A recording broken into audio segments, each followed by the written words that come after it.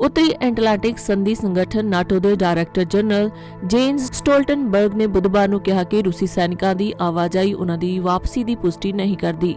Stoltenberg ने एक पत्रकार सम्मेलन में कहा कि रूस ने हमेशा अपनी सेना नूं अगे पिछे किया है, इसलिए युद्धक टैंकों की आवाजाही रूसी सैनिकों की वापसी की पुष्टि नहीं करती है। डायरैक्टर जनरल ने यह दावा भी किया कि रूस ने यूक्रेन नेड़े सैनिकों की गिनती बढ़ाई है। इस विचकार ब्रिटेन के रक्षा सकत्तर बेन वालिस ने कहा है कि यूके नूं इस गल का कोई सबूत नहीं मिलिया कि रूस यूक्रेन दी सरहदां तो अपने सैनिक वापस बुला रहा है, जिवें कि मास्को ने दावा किया है। इस तो पहला मंगलवार नूं रूसी रक्षा मंत्रालय के बुलारे इगोर कोनाशेवकोव ने कहा कि रूस यूक्रेन नाल लगदी सरहद अते क्रीमिया तो कुछ बलों नूं वापस लै रहा है।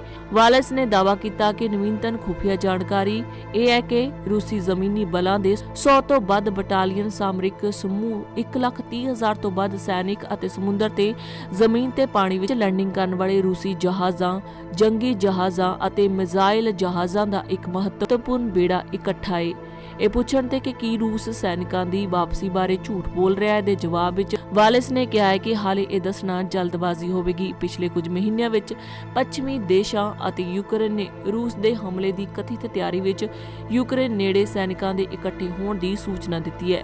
रूस ने इन्हां दोषां दा खंडन करदिआं कहा कि ਉਹ ਕਿਸੇ ਨੂੰ ਧਮਕੀ नहीं दे रहा ਅਤੇ ਨਾਲ ਹੀ रूसी सीमावां नेड़े नाटो ਦੀਆਂ फौजी गतिविधियां बारे गंभीर चिंता प्रगट करदा है, जिस ਨੂੰ ਉਹ ਆਪਣੀ ਰਾਸ਼ਟਰੀ ਸੁਰੱਖਿਆ ਲਈ ਖਤਰਾ ਮੰਨਦਾ ਹੈ। रूस ने ਇਹ ਵੀ ਕਿਹਾ ਹੈ ਕਿ ਉਸ ਨੂੰ ਆਪਣੇ ਰਾਸ਼ਟਰੀ ਖੇਤਰ ਵਿੱਚ ਸੈਨਿਕਾਂ ਨੂੰ ਟ੍ਰਾਂਸਫਰ ਕਰਨ ਦਾ ਅਧਿਕਾਰ ਹੈ।